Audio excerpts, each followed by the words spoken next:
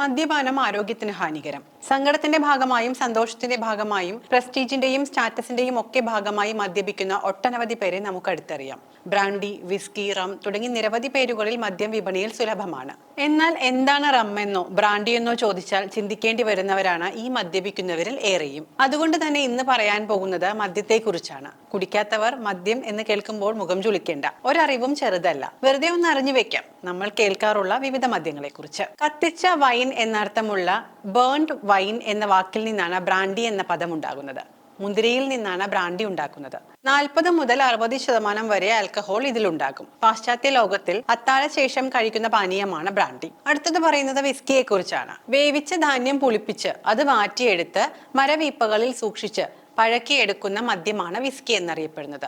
Barley, റൈ, malt, ഗോതമ്പ് എന്നീ ധാന്യങ്ങൾ ഇതിനായി ഉപയോഗിക്കുന്നു. വിസ്കി പ്രധാനമായും 2 വിധമുണ്ട്: മാൾട്ടും ഗ്രെയിനും. ധാന്യം കുതിർത്തി ഉണക്കിയെടുക്കുന്നതാണ് ഗ്രെയിൻ എന്ന് പറയുന്നത്. മോൾട്ടഡ് ബാർലിയിൽ നിന്നും ഉണ്ടാക്കുന്ന വിസ്കിയാണ് മോൾട്ട്. റമ്മിനെ കുറിച്ചാണ് ഇനി പറയുന്നത്. കരിമ്പ് ഉൽപ്പന്നങ്ങളായ മൊളാസസ്, കരിമ്പുനീര് എന്നിവ പുളിപ്പിച്ചും വാറ്റിയും തയ്യാറാക്കുന്ന വാറ്റുമദ്യമാണ് റം. നാവികരുമായി അടുത്ത ബന്ധമുള്ള മദ്യമാണിത്. റമ്മും കട്ടൻ ചായയും ചേർത്ത പാനീയമാണ് ജാഗർ ടീ എന്നറിയപ്പെടുന്നത്. വോഡ്ക.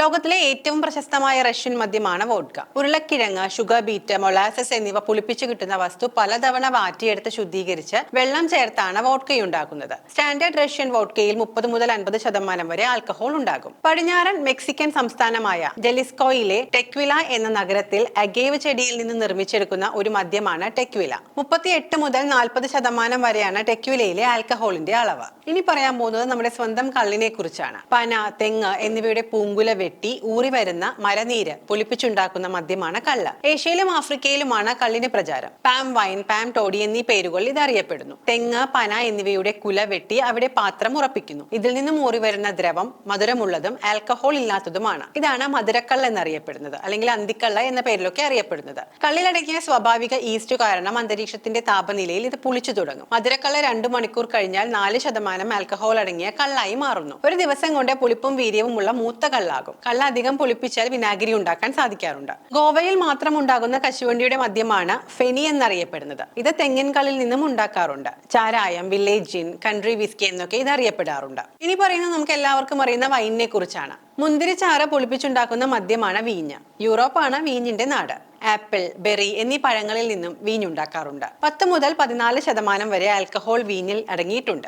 വീഞ്ഞിൽ ബ്രാൻഡിയും മറ്റും കലർത്തി വീര്യം കൂട്ടി ഉപയോഗിക്കാറുമുണ്ട്. ഇതാണ് ഫോർട്ടിഫൈഡ് വൈൻ എന്ന് അറിയപ്പെടുന്നത്. ഗ്ലാസ് കുപ്പിയിൽ കോർക്കിട്ട് അടച്ചാണ് വൈൻ സൂക്ഷിക്കേണ്ടത്. പഴകും തോറും ഇതിന് ഗുണവും വീര്യവും ഏറും. ഓക്ക് വീപ്പയിൽ സൂക്ഷിച്ചാണ് വീഞ്ഞ് പഴകിക്കാറുള്ളത്. 2.788 ഡിഗ്രി സെൽഷ്യസ് ആണ് വീഞ്ഞ് സൂക്ഷിക്കേണ്ട ഊഷ്മാവ്. ബിയറിലെ ആൽക്കഹോൾ ശതമാനം 3 മുതൽ 30% വരെയാകാം. സാധാരണ 3 മുതൽ 8% വരെയാണ്. ബ്രൂവിംഗ്, ഫെർമെന്റേഷൻ എന്നീ പ്രക്രിയകളിലൂടെ ധാന്യങ്ങളിൽ നിന്നുള്ള അന്നജത്തെ പൊളിപ്പിച്ച് തയ്യാറാക്കുന്ന മദ്യമാണ് ബിയർ എന്ന് പറയുന്നത്. ഹോപ്പ് എന്ന പൂവിന്റെ ഘടകങ്ങളിട്ടാണ് ബിയറിന് പ്രത്യേക രുചി നൽകാറുള്ളത്.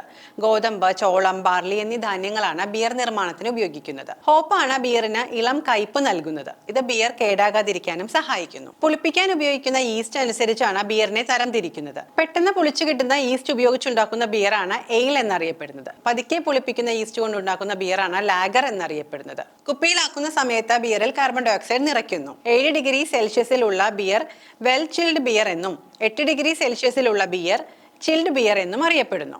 പറഞ്ഞതെല്ലാം മദ്യത്തെക്കുറിച്ചാണ്. ഇതെല്ലാം നേരത്തെ പറഞ്ഞതുപോലെ ഒരു ചെറിയ അറിവ് മാത്രമാണ് പകർന്നു തന്നത്.